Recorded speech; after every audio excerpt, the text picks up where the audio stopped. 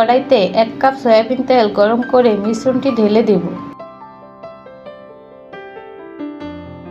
মাঝারি আঁচে 10 মিনিট ভেজে নিব।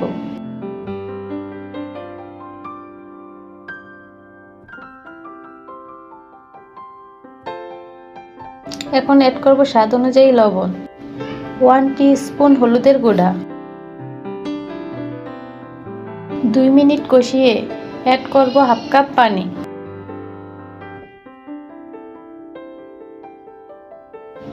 হাফ কাপ টমেটো কুচি দিয়ে দিব। 5 মিনিট ঢাকনা দিয়ে ঢেকে রান্না করব।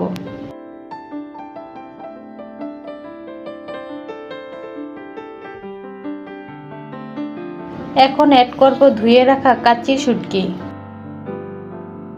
ঢাকনা দিয়ে ঢেকে চুলার আঁচ লোতে রেখে 30 মিনিটের মতো রান্না করব।